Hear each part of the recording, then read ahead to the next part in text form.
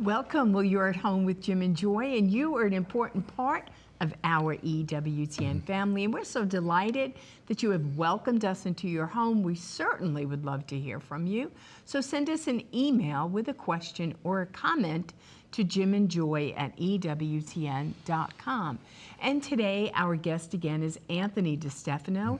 He's the best-selling Catholic author of many books for children and adults, and his latest children's book is Greenly is Growing. And this beautiful book is available at ewtnrc.com. And I hope and pray that you are all having a blessed Lent, that you are enjoying the journey, that you're participating. You could always go to ewtn.com/Lent if you need some ideas, ways to participate to enrich your Lenten journey. I pray that you are fulfilling your prayers and your fasting and your almsgiving. And at the end of Lent is always to be more like Jesus and less like you than when you started. So at the end of this Lenten journey, there's hopefully an interior work that happens inside your soul, and God has the best and the worst of you, and you are a better human being because of the Lenten journey. Yeah. Greenly is Growing by Anthony DeStefano, his latest book. And this is just a wonderful book for this holy season of Lent, and then looking forward to Easter season as it goes through the seasons of life and the seasons of our own earth, spring and summer and autumn and winter. What does that mean? What goes on during those times and what's happening to human beings as we follow Greenly through her life, maybe about age 3 or so at the start, and then here she is older with, looks like, grandchildren, and she's knitting versus surfing and so on. And it deals with such tremendous issues and realities of life, of change, and yet things that stay the same that make us the most happy. And that even in the winter of life, even through this passion and suffering of Jesus Christ, there's something great that's coming even through this life.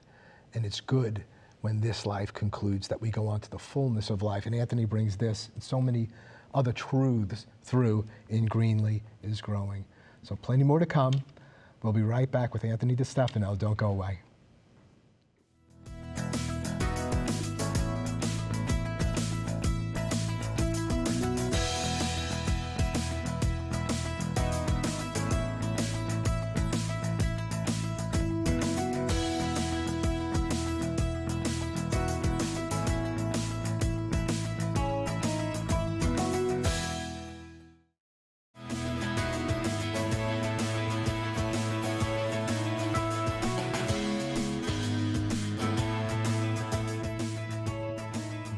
Welcome back. We're at home with Jim and Joy, and today our guest again is Anthony DeStefano.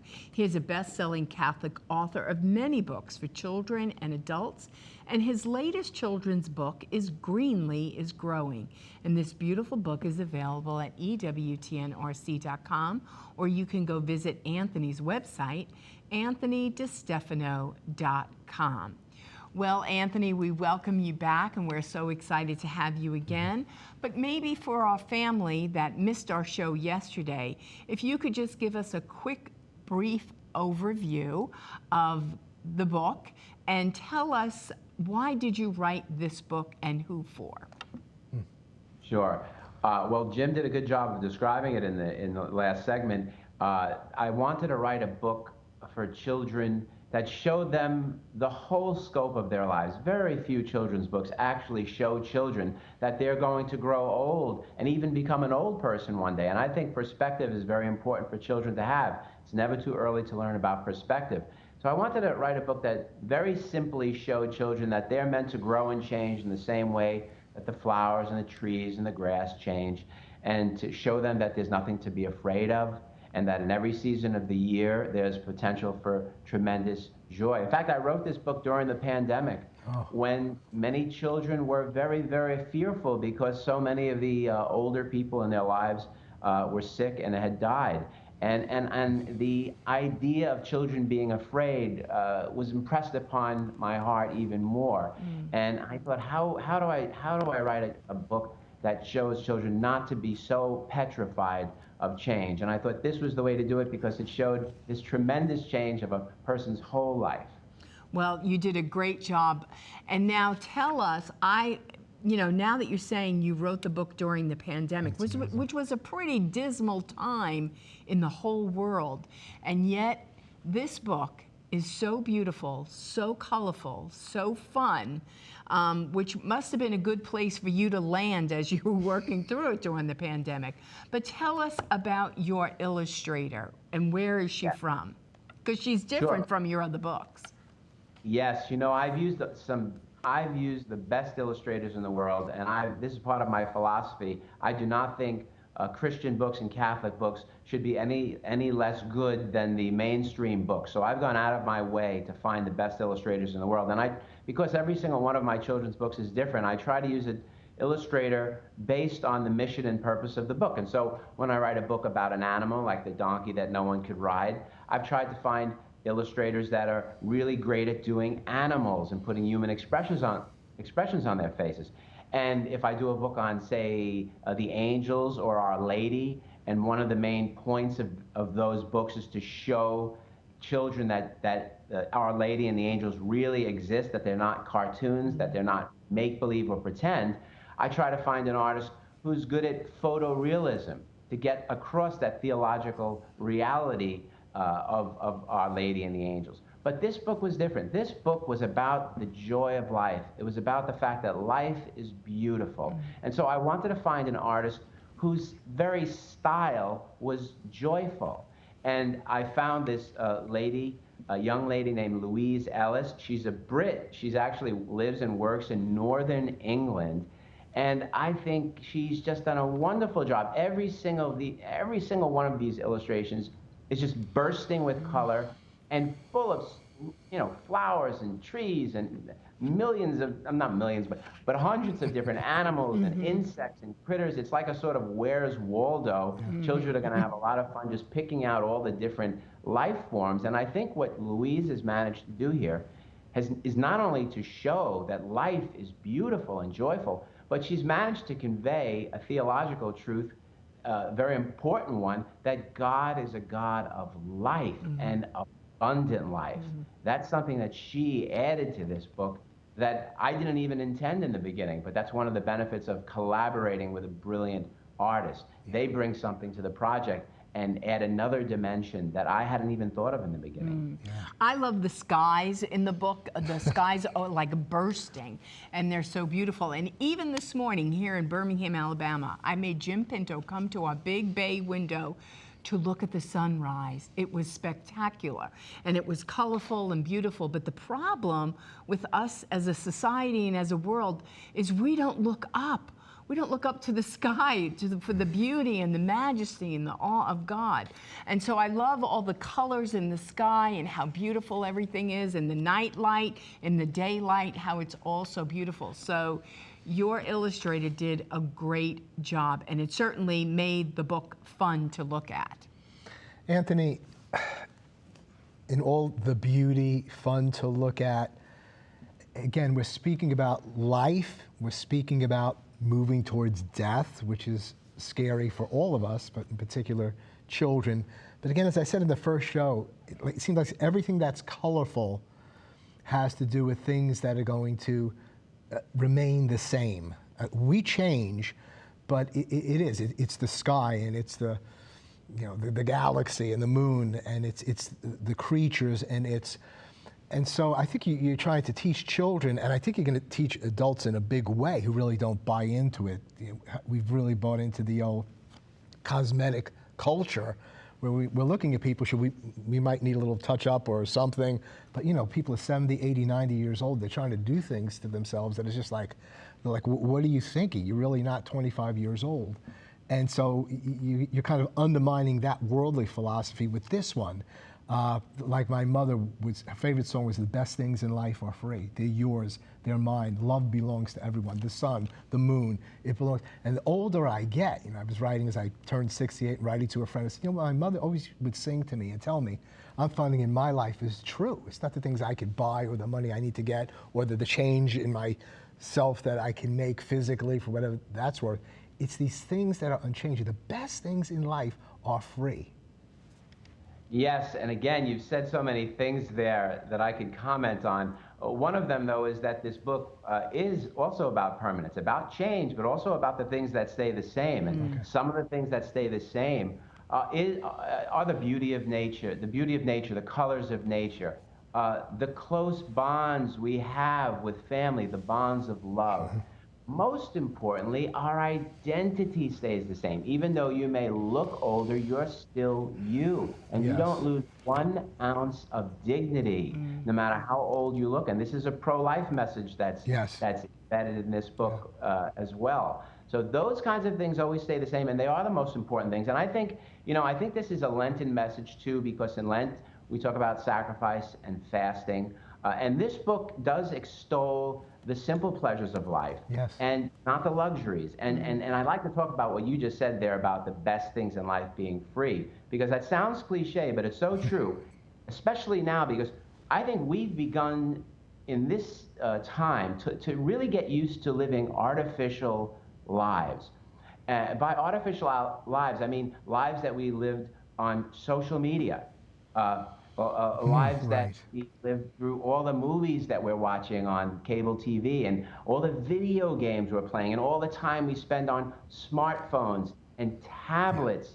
I mean, and all these new scary things that are coming up the pike, like, virtual reality, artificial intelligence. We are literally engulfed in artificiality. We're engulfed in technology, and it's all fake. It's all pretend. None of it's real. And in many ways, it's a distraction from real life. And yet, even though we're immersed in all this artificiality, I think we realize in a very basic level that the best things in life are still the pure things, the simple pleasures.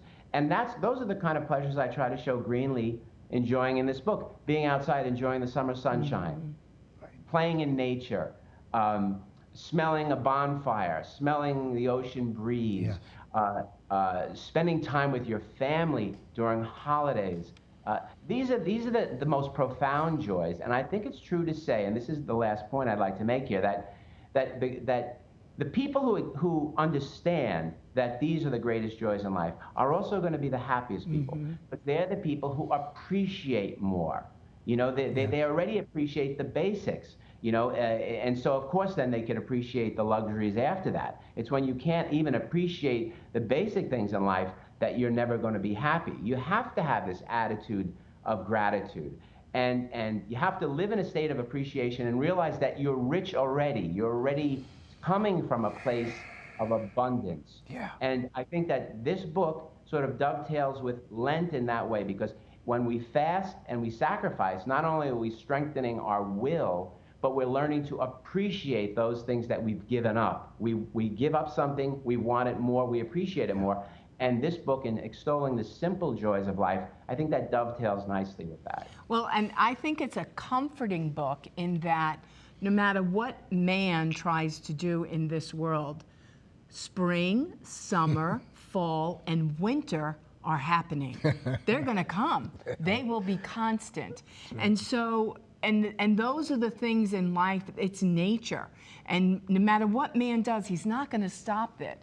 And so it's we as the church and as a people of God, where the things that are constant, no matter what man does in this day and age, and no matter how dark it gets, and the confusion in our world, am I a woman, am I a man, am I a boy, or am I a girl, what am I? Everything that is good and true and beautiful is going to stand the test of time. And so in the book, when you see the seasons ebbing and flowing, and you see the beauty of nature as it is to be, no matter what I think is going on, no matter how I feel, that's a constant thing. And that is comforting. And I thank you for that. Well, thank you. I meant it to be comforting. I meant it to be infused with a Christian understanding of the seasons, because it's possible to have a pantheistic, even atheistic view of the earth. We Christians, we don't worship the earth. We worship the God who created the beautiful earth. And that's a very big difference. And that's why God plays a central role in this book. And the most important thing about the whole book, and really the key meaning here, is that the seasons go on and on. Not that life doesn't end on earth, because it's true, as Christians, we believe we live once, we die once, and then there's judgment and heaven or hell. But we believe, though, that if we're in union with God, we never truly die, because there is a new springtime. Even at the end of life, even if some of your viewers are experiencing those terrible challenges of old age, and I know a lot of people are suffering greatly out there. Not only are you in your suffering close to Jesus Christ, and so you're at really the pinnacle of power because you're suffering on the cross like Christ was, but you have something to look forward to, and that is the new springtime, the springtime of the resurrection and heaven and life everlasting. And for the Christians, the end of the end of this story, of the human story, is not death, but life and life everlasting. And that's really the main point of this book. And I hope people will get out of it that it's an Easter. Yeah, that's good. You have a line before, your favorite line, and it says, it's also a season, speaking of the winter, it's also a season of sad sacrifice when tears for lost loved ones can melt the cold ice. So you were just sharing about, yes, we believe as Christian people that our life does end, it truly does end, but then we pass on to another life and then the judgment. So that's great news, the resurrection and so on. But this is good news too, that before I die, I can melt a lot of the ice because they're not dead, my loved ones. I'm in union with them, and this gift of memory. I don't think animals just kind of think about the dogs they lost or the puppies they lost, but we're contemplating that. And those people are alive, and the beauty of memory and what that does, and that's not foolishness, that's really the ultimate reality, that those who die in the Lord live forever, and those who live in the Lord never die. And that's such hope.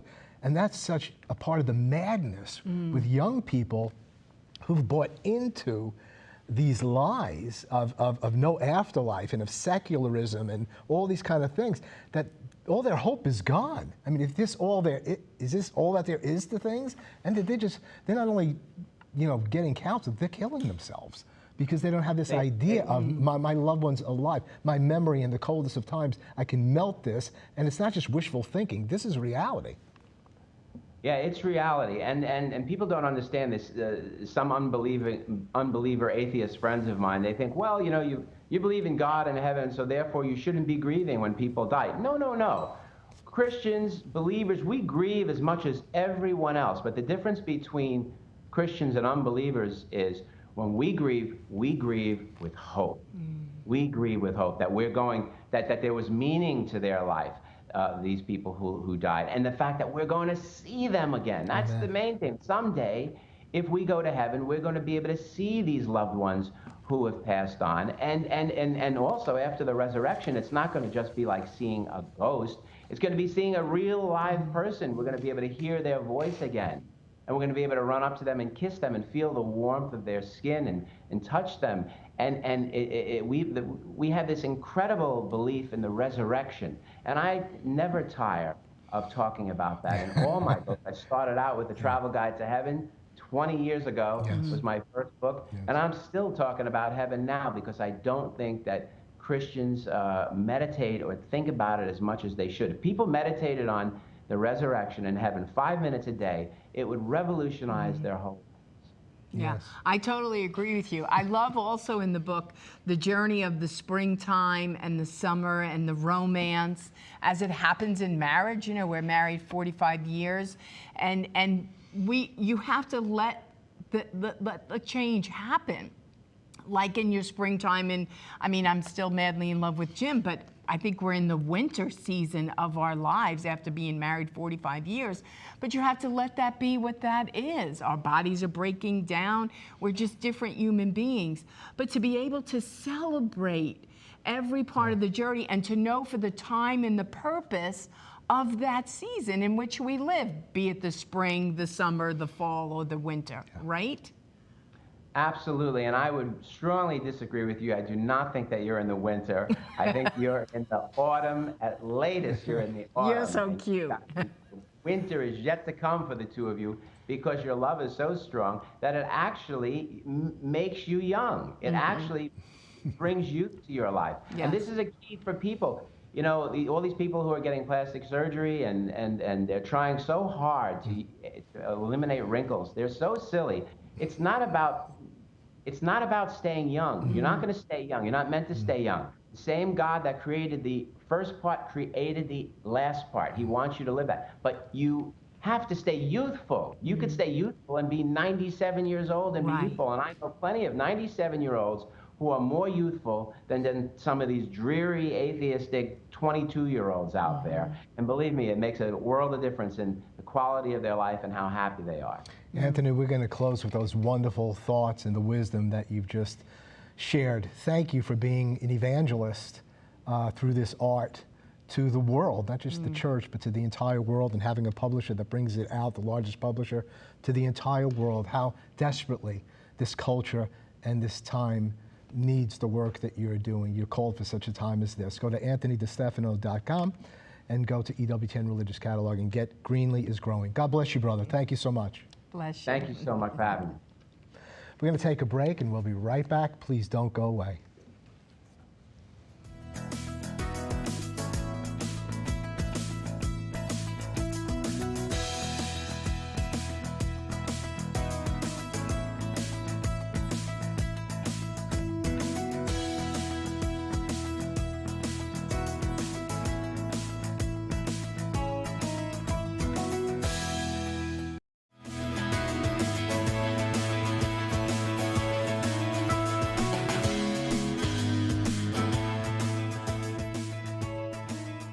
Welcome back. Well, I encourage you to go get that book, Greenlee is Growing by Anthony DeStefano. You know, where it's like from Ecclesiastes of the book. There's a time to be born, there's a time to die, there's a time to plant, there's a time to reap, there's a time to work, there's a time to rest. We all have to ask God, what season am I in? Where am I going? We need to ask God, is this my last Lent? Am I ever going to have another Lenten journey? Nobody's promised tomorrow. And so we need to appreciate the beauty and the joy and the hope of our living and of our being and of our doing. And I know that this network, EWTN, brings me great joy because it stays on at my house. And there are times when you're watching one thing and you're like, I just got to put on EWTN. I got to know everything that is good and true and beautiful, because you need like a brainwash. You need your brain washed from all the defilement and all the hopelessness that's out there in the world.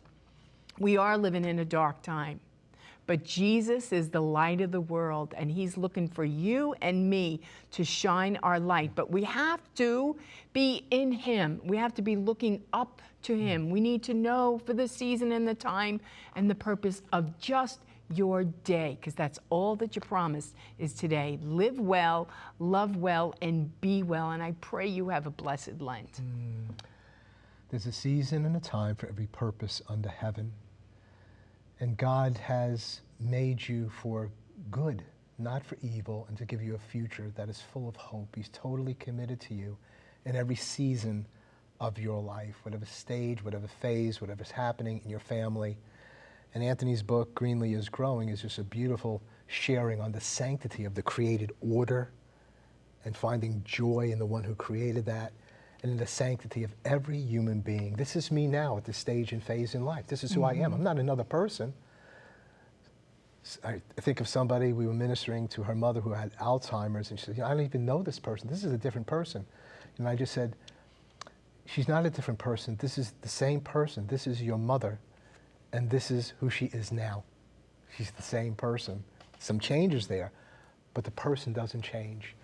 And in every stage and phase of life, and in the midst of great weakness, God will be made strong in your life. His greatness will be perfected in your weakness. We will come through Lent, and we will go through Easter and on into eternity with him. God bless you. God bless all of your loved ones. Keep it on EWTN. Bye now.